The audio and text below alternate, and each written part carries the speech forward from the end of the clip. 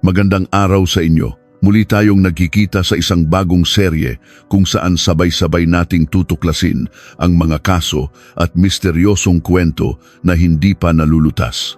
Sa video na ito, nais kong ibahagi ang isang kwentong kamakailan lamang nangyari sa South Korea na nagdulot ng matinding galit at nakakuha ng espesyal na atensyon mula sa publiko roon. Isang magandang babaeng South Korean ang bigla na lang inatake sa mismong gusali kung saan siya nakatira at pagkatapos ay kinaladkad ng salarin sa isang tagong sulok sa loob ng 7 minuto. Pagkatapos ng 7 minutong iyon, tahimik siyang umalis sa dilim.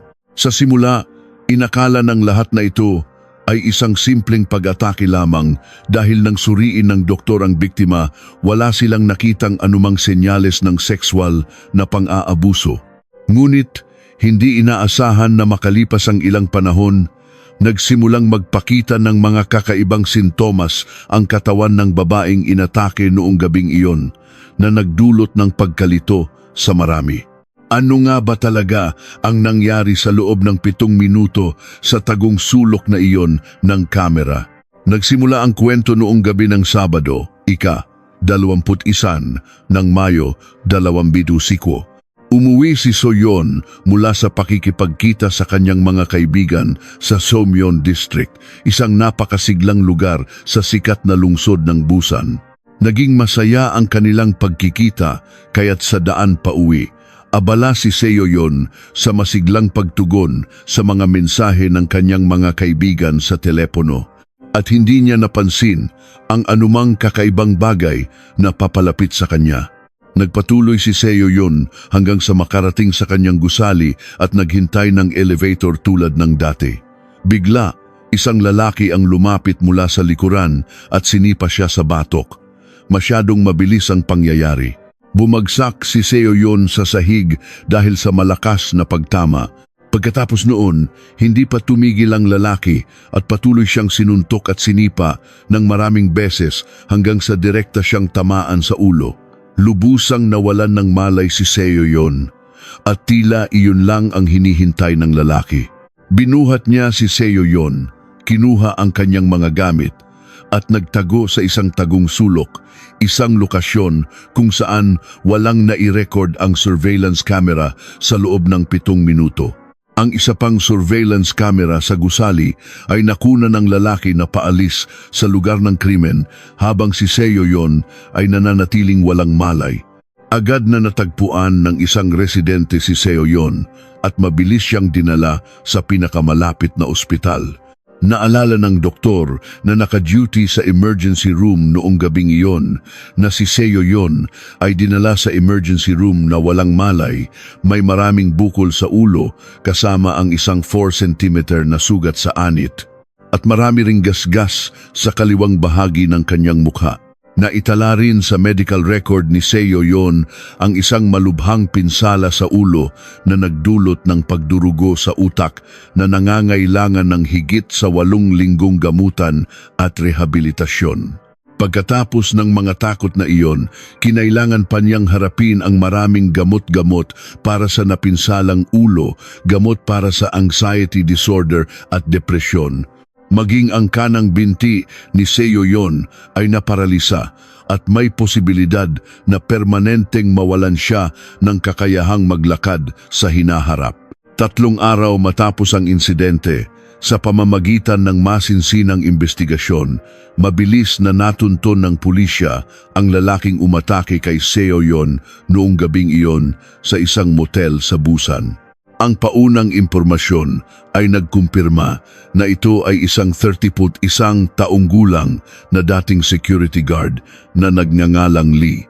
Ngunit ang nakakagulat ay hindi sila magkakilala ni Soyeon. Kaya bakit inatake ng lalaking ito si Soyeon? Sinabi ng pulis na nag-iimbestiga sa kaso na ayon sa suspek, may nakatagong dahilan kung bakit niya ginawa iyon kay Soyeon noong gabing iyon. Ayon sa kanya, habang naglalakad siya sa daan at nakasalubong ang biktima, tila narinig niya itong nagsabi ng masama tungkol sa kanya, kaya siya nagalit at bigla na lang kumilos. Higit sa lahat, dahil daw may nainom siyang alak, hindi niya napigilan ang kanyang galit kaya niya nagawa iyon. Mahigpit niyang sinabi, "Wala talaga akong maalala dahil sa alak. Tila nawala ako sa sarili. Gusto ko na talagang mamatay." May katuturan ba ang dalawang dahilang ito ni Lee? Una, sinabi ni Lee na ang pag-atake ay isang biglaang kilos, ngunit ang direktor ng isang Forensic Image Analysis Center ay nagsabi na hindi ito isang simpleng pag-atake bilang pagganti. Dapat ay mayroon itong ibang layunin. Dahil ayon sa direktor, sa pamamagitan ng mga imahe mula sa security camera sa gusali kung saan nakatira si Seo-yeon, madaling mapansin na ang pangalawa at pangatlong suntok ay patuloy na tumama sa ulo lamang. Puro sa ulo lang. Iniisip ng direktor ng Image Analysis Center na ito ay isang sinadyang kilos upang mawalan ng malay ang biktima. Pangalawa, sinabi ni Lee na dahil siya ay lasing, kaya siya kumilos ng walang pag-iisip. Hindi ito lubos na totoo. Salungat sa pahayag ni Lee, sinuri ng direktor na base sa mga kuha ng security camera sa daan habang sinusundan si Seo-yeon, si Lee ay hindi nagpakita ng senyales ng pagkalasing. Sa halip, bawat kilos niya ay nagpapakita ng malinaw na intensyon. Ayon sa kanya, habang naglalakad si Lee, patuloy siyang nagpapanatili ng isang tiyak na distansya mula kay Seo-yeon, isang tipikal na paraan ng pag-stalk upang hindi mapansin ng biktima. Ang sadyang pagsubaybay ni Lee kay Seo-yeon ay mas naging malinaw nang biglang huminto sa paglalakad si Seo-yeon at huminto rin siya at sadyang lumipat sa kabilang panig ng kalsada upang maiwasan na matuklasan. Bukod pa rito, pagkatapos sundan si Seo-yeon hanggang sa kanyang gusali, biglang nagmadali si Lee, sumunod ng mas mabilis at tumingin sa kisame na tila tinitingnan ang mga surveillance camera. Walang taong sabik na manakit ng tao na kikilos ng ganito kakaiba. Ang mas kakaiba ay pagkatapos ng malakas na pag-atake sa ulo na nagpatulog sa biktima, dinala pa siya ni Lee sa blind spot ng security camera. Nanatili siya roon kasama ang biktima sa loob ng hindi maikling panahon, 7 minuto bago umalis. Ano nga ba ang dahilan kung bakit kailangang dalhin ni Lee ang biktima sa sulok na iyon sa loob ng 7 minuto? Sinabi ni Lee na mayroon siyang makatwirang dahilan. Partikular niyang sinabi sa pulisya na bigla niyang napansin na tahimik ang babae at hindi nagsasalita, kaya siya natakot at nagawa niya iyon. Upang hindi maputol ang kwento, agad na nagtanong ang pulis kung ano ang ginawa niya sa biktima matapos itong dalhin sa tagong sulok. Mabilis na sumagot si Lee. Dahil nakita kong hindi siya nagigising, tinapik ko ang pisngi niya ng ganito at nagkunwaring kukunin ang kanyang telepono para tumawag ng tulong. Gayunpaman, sa kasamaang palad, dahil naka-off daw ang kanyang telepono, hindi siya nakatawag sa 119 para sa tulong. Sa huli, hindi alam ang gagawin, kaya umalis na lang siya. Iniwan si Seo-yeon na nakahandusay doon hanggang sa matagpuan ng mga residente.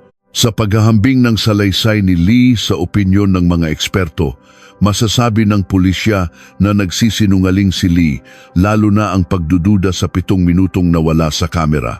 Bagamat may paunang resulta ng DNA test na nagsasabing hindi ginahasa si Seo-yeon at walang bakas ni Lee sa kanyang damit panloob sa loob ng 7 minutong iyon, walang nakakaalam kung anong masamang bagay ang ginawa niya sa biktima. Kaya, paano malalaman ang katotohanan?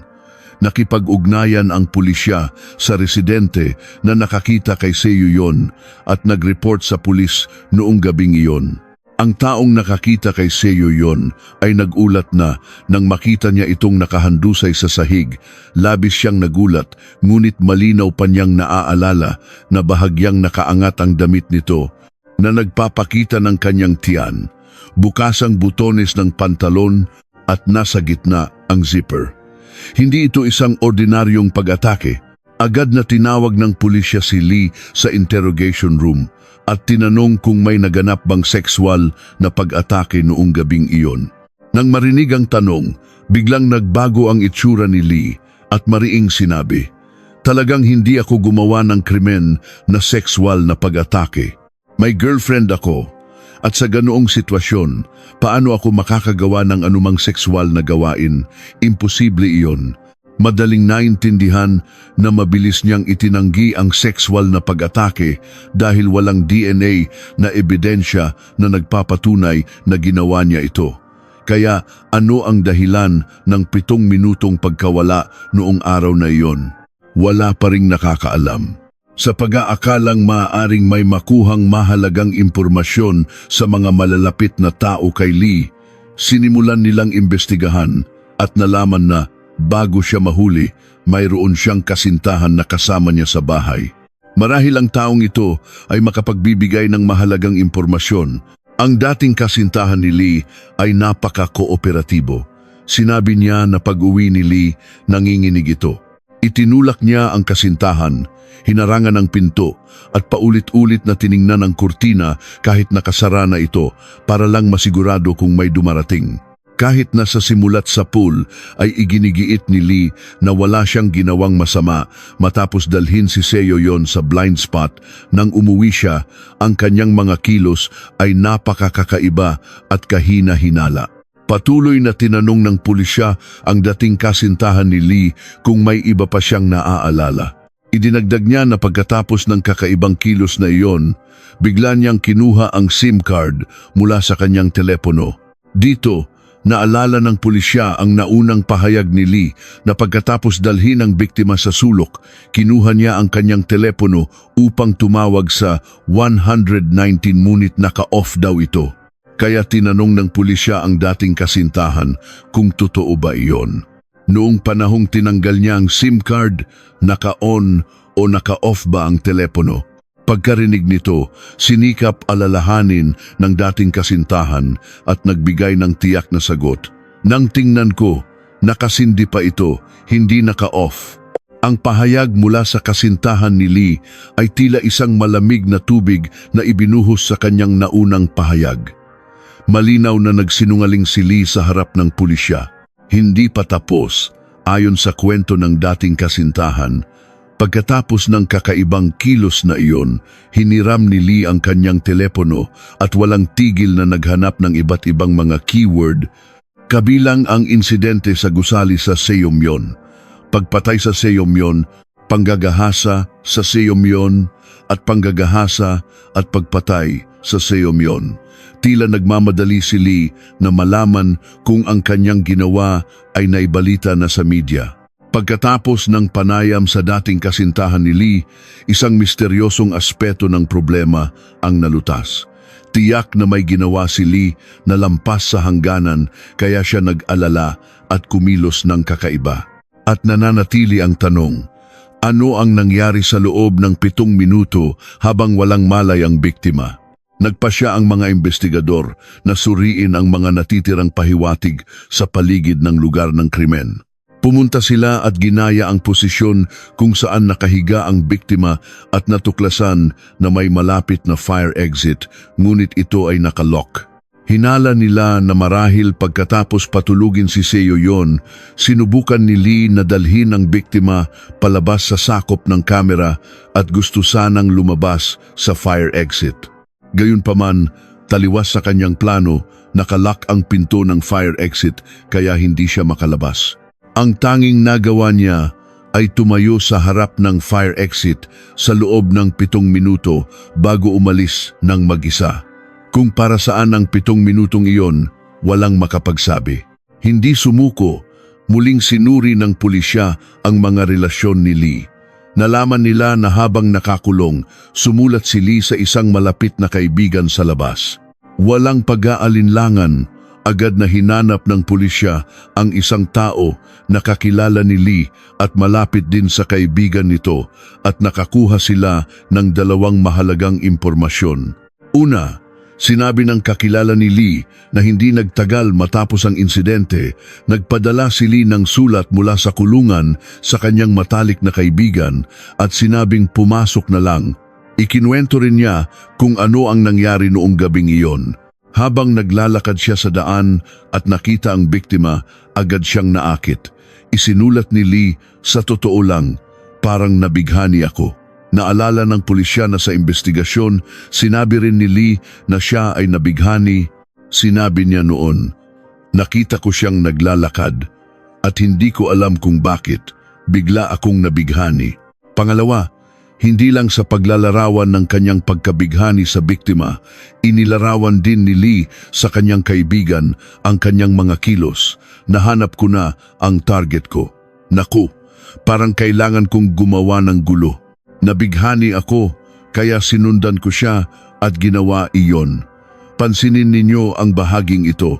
Hindi eksaktong sinaktan ang biktima ang ginamit niya, kundi ang parira lang ginawa iyon. Sa kabila nito, mariing itinanggi pa rin ni Lee ang paratang ng sexual na pag-atake. Malinaw na sinaktan ko lang siya. Yung tungkol sa pantalon na nahubad at bukas ang zipper, nalaman ko lang iyon sa korte dahil hindi ko naman ginawa iyon. Kung wala siyang ginawa, bakit niya hinanap ang salitang panggagahasa sa telepono ng kanyang kasintahan nang tumakas siya? Ang sagot sa mahirap na tanong na ito ay agad na lumitaw nang buong kumpiyansang sinabi ni Lee, "Kung may ginawa akong sexual, may makikita sanang DNA, hindi ba?" Pinaninindigan ko na hindi ako nagkasala ng sexual na krimen. Pagkatapos ng sunod-sunod na pagpapakita ng takot ni Lee, paano siya naging ganito kakumpiyansa? Muling pumasok sa eksena ang mga eksperto.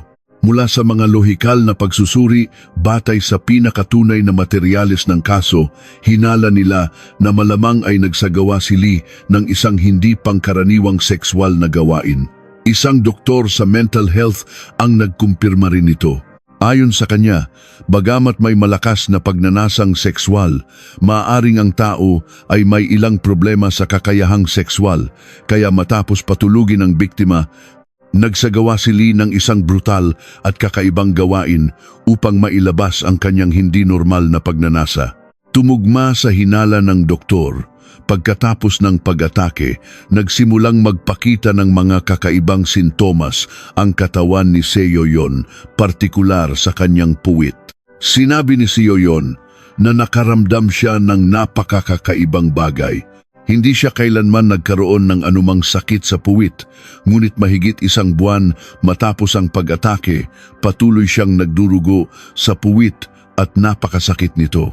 Nang mangyari ang sintomas na ito, kinailangan siyang maospital ng halos 15 araw. Doon lang niya nalaman na mayroon siyang punit sa puwit. Nakalulungkot. Noong unang pagsusuri pagkatapos ng insidente, wala siyang naramdamang kakaiba sa kanyang puwit, kaya matapos masabing walang problema sa pagsusuri para sa pang-aabuso, inakala niyang ayos lang ang lahat. Walang sinuman ang nag-isip na aatakehin si Seoyeon sa ganito kakaibang paraan kahit ang mga doktor. Ang doktor na gumamot kay Seoyeon ay labis na nagalit at nagpahayag ng panghihinayang para sa biktima. Kung nabanggit niya ito noong araw na iyon, maaari sanang maimbestigahan agad at makumpirma ang posibilidad ng sexual na pag-atake. Ang mahirap na problema ay lumipas na ang mahabang panahon bago lumitaw ang sintomas. 1 buwan na ang nakalipas bago ito natuklasan ng biktima, kaya wala nang mapatunayan. Gayunpaman, hindi tulad ng iniisip ng doktor na wala ng pag-asa, mayroon pa ring isang pahiwatig upang mahanap ang koneksyon sa pagitan ng mga sintomas ng biktima at ng salarin na si Lee. Kung ang ginawa niya ay umabot sa puntong sumakit ang puwit ni Seoyeon, tiyak na may naiwang DNA sa likod ng pantalon ni Seoyeon. Ngunit, mahahanap kaya ito ng mga investigador? Nang magkaroon ng pag-asa, muling naharap sa mas malaking pagsubok ang mga pulis. Una, halos 1 buwan matapos ang nakakakilabot na pag-atake bago hiniling ang pagsusuri sa damit panloob ng biktima. Ito ay napakahirap para sa investigasyon. Ipinahayag din ng isang propesor sa forensic science sa Sungkyung Kwan University ang kanyang pagkabahala. Ang isang mahalagang ebidensya ay dapat na unang suriin, ngunit sa kasong ito, ang damit panloob ay huling hiniling na suriin. Pangalawa, nang hilingin na suriin ang mga damit na suot ng biktima, sinabi lang ng pulisya na suriin ito sa pamamagitan ng pagpahid ng cotton swab sa ilang bahagi ng damit. Ibig sabihin, hindi sinuri ang buong damit panloob, kundi pinahiran lang ng cotton swab ang likod ng garter nito. Dahil dito, mas naging mahirap ang muling investigasyon. Pangatlo, nang magkaroon ng mas mahigpit na kahilingan na suriin muli ng maigi, nakuha ang impormasyon na ang DNA ni Lee ay talagang natagpuan sa likod ng maong na pantalon na suot ng biktima, partikular sa bahagi ng puwitan. Ngunit muling lumitaw ang isang mahirap na tanong.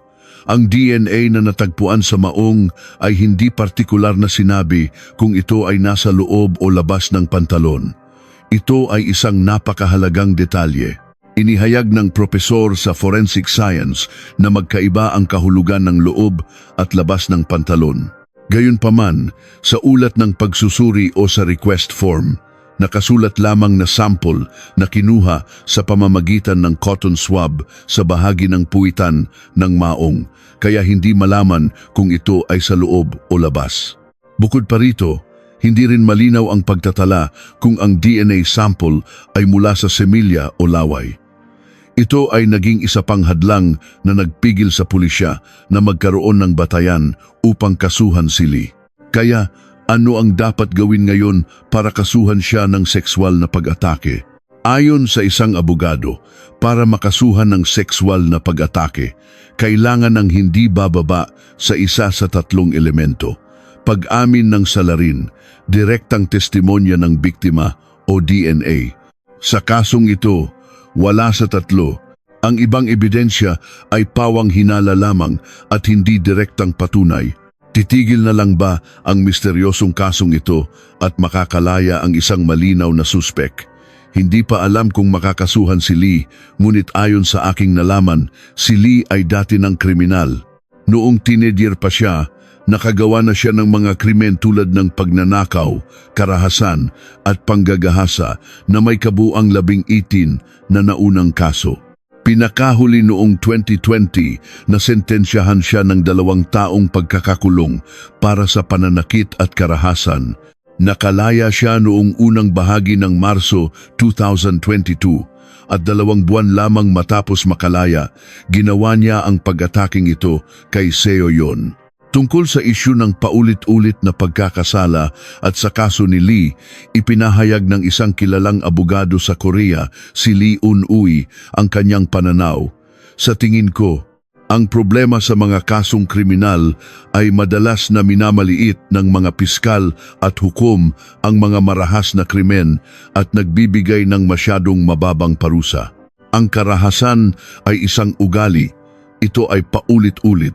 Ang mas kapansin-pansin ayon sa resulta ng pagsusuri sa panganib na muling magkasala si Lee, ang panganib na muling makagawa siya ng sexual na krimen ay 23 sa 30 pumpos na nasa napakataas na antas.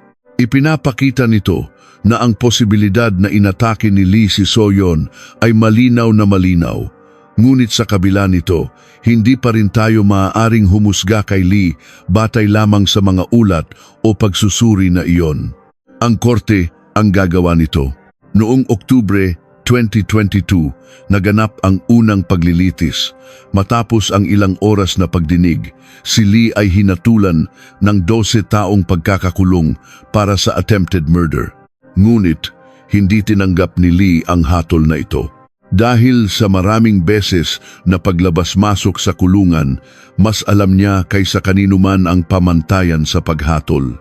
Karaniwan, 1/3 ng mga sexual na kriminal sa Korea ay binabawasan ng sentensya dahil sa pagpapakita ng pagsisisi.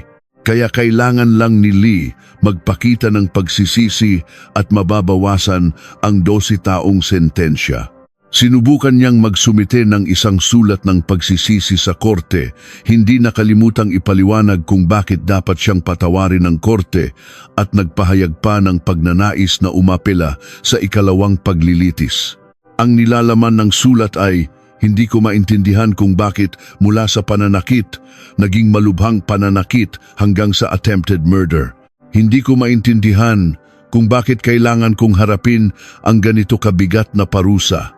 Narinig ko na gumagaling na ang biktima. Sa unang paglilitis, dumalo pa siya. Nakapagsalita at nakapagsulat pa siya, kaya hindi naman talaga kailangang umasa sa medical certificate ng doktor. Ang petisyon ay dahil lang biktima siya. Dahil sa kilos na ito ni Lee, hinulaan ng abogadong si Lee Un-uy. Alam niya ng husto kung paano itago ang kanyang krimen at kung paano mapababa ang kanyang sentensya, kaya't napaka-aktibo niya sa pag-iwas sa parusa. Ang ipinapakita ng suspek ay mga detalye na kasama sa pamantayan para sa pagbawas ng sentensya. Pinagsikapan niyang iligtas ang biktima, may balak na sumuko at hindi matatag ang estado ng pag-iisip. Tungkol sa pagsisikap na iligtas ang biktima, paulit-ulit na binanggit ni Lee na matapos dalhin ang biktima sa blind spot dahil nakita niyang walang malay, tinapik niya ang pisngi nito para gisingin. Sinubukan pa niyang tumawag sa 119, ngunit sa kasamaang palad ay naka-off ang telepono. Ipinakita rin niya na may balak siyang sumuko. Sa partikular, nang tanungin ng pulisya, ilang beses yumuko si Lee, nagpakita ng pagsisisi at sinabing may balak siyang sumuko at sabihin ang lahat. Tungkol sa hindi matatag na estado ng pag-iisip, nang subukang tanungin ng pulisya ang motibo, sinabi ni Lee na ang lahat ng kanyang ginawa ay dahil sa kalasingan.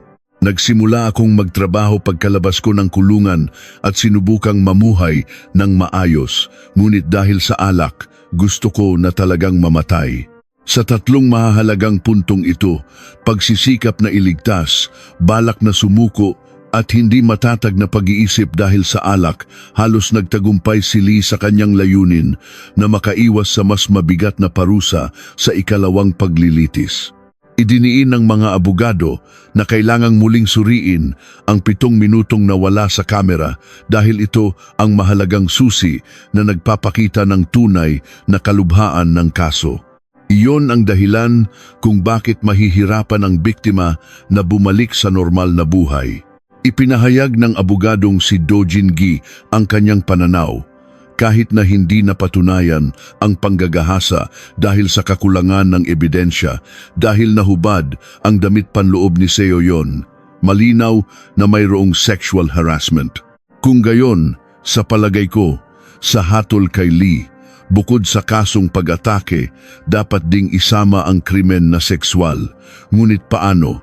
Sa katunayan, mayroong isang kaso na sumasaklaw sa parehong pag-atake at sexual harassment, rape and attempted murder. Sa tingin ko, makatwirang palitan ng kaso sa ganito. Ang isa pang abogado, si Lee Un-uy na nabanggit natin kanina, ay mas detalyadong inilarawan ang parusang maaaring matanggap ni Lee kung mapapalitan ang kaso sa rape and attempted murder. Kung mahahatulan siya ng rape and attempted murder, magiging napakabigat ng parusa kumpara sa 12 taon. Maaari itong maging habambuhay na pagkakakulong o parusang kamatayan. At kung sa ikalawang paglilitis ay talagang tatanggapin ang mga paratang na ito, sa palagay ko, ang sentensya, pagkatapos ng pagsasaalang-alang sa pagbawas ay malamang na nasa 20 taon. Kung ilang taon ang itatagal sa kulungan ay nananatiling isang mahirap na tanong noon, ngunit ang mas nakakabahala ay ang biktima, si Seo Yon. Isang tanong ang lumabas, kapag natapos na ng salarin ang kanyang sentensya at makalaya, hahanapin kaya niya si Seo Yon para maghiganti. Upang iligtas ang sarili, nagpunta si Seo Yon sa korte upang magsumite ng isang petisyon bago ang ikalawang paglilitis. Malungkot niyang ibinahagi sa media na ito lang ang tanging bagay na magagawa niya sa ngayon. May kasabihang ang nabubuhay ay dapat magpatuloy sa buhay, ngunit talaga bang makakabuhay pa? Nitong mga araw na ito, tinatanong ko pa ang sarili ko kung dapat ba akong mas malubhang nasaktan o namatay na lang para magkaroon ng mas malaking epekto. Ang pagiging buhay ko ba ay may mababago? Nag-iisa siyang nakikipaglaban sa mga epekto ng nangyari at sa kawalan ng katiyakan sa kanyang hinaharap. Hanggang ngayon, tinatanong pa rin ni Seo Yon kung bakit Ang isang normal na taong walang ginagawang masama tulad niya ay bigla na lang naging biktima ng isang napakasamang insidente. Ano ang naging resulta ng ikalawang paglilitis? Bagamat sa unang paglilitis ay 12 taon lamang ang hatol kay Lee, sa sumunod na taon, nagsimulang magkaroon ng mahahalagang pagbabago. Una, iginiit ng panig ng biktima na nagkamali ang mga investigador sa pagtuon lamang sa pagpapatunay ng kasong pananakit kaya't naging mababaw ang pagsusuri sa damit ng biktima.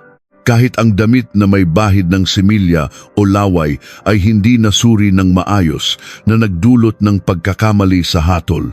Pagkatapos, noong ika-17 ng Mayo 2023, kinumpirma ng pulisya sa korte na ang maong nasuot ng biktima noong araw ng insidente ay may zipper na may lock.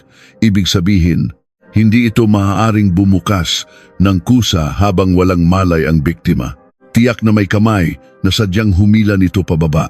Dahil natagpuang walang malay ang biktima na bukas ang zipper ng pantalon, ipinapakita nito na sa loob ng 7 minuto sa blind spot, sadyang binuksan ni Lee ang zipper ng pantalon ng biktima.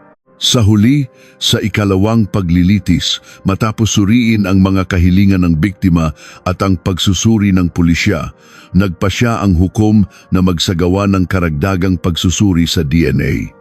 Ang resulta ng ikalawang pagsusuri ay natuklasan na ang DNA na may Y chromosome ng salarin ay talagang natagpuan sa loob ng maong ng biktima sa 4 na lokasyon: baywang, hita, binti, at sa isang bahagi ng kanyang sweater. Batay dito, iginiit ng prosekusyon na ang proseso ng krimen ni Lee ay sinuntok niya ang likod ng ulo ng biktima para mawalan ito ng malay, kinaladkad sa blind spot at pagkatapos ay hinubaran ang damit ng biktima para sa layuning sexual na pag-atake. Kaya mula sa mga ebidensyang ito, ang kasong attempted murder ay maaaring palitan ng rape and attempted murder. Agad na hiniling ng prosekusyon na itaas ang sentensya ni Lee mula 20 taon sa 25 taon.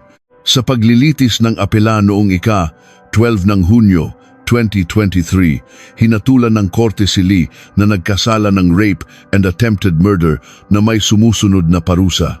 Una, 20 taong pagkakakulong. Pangalawa, kung sa South Korea, ang pagiging kumpidensyal ng personal na impormasyon ay isang prioridad kahit para sa mga preso.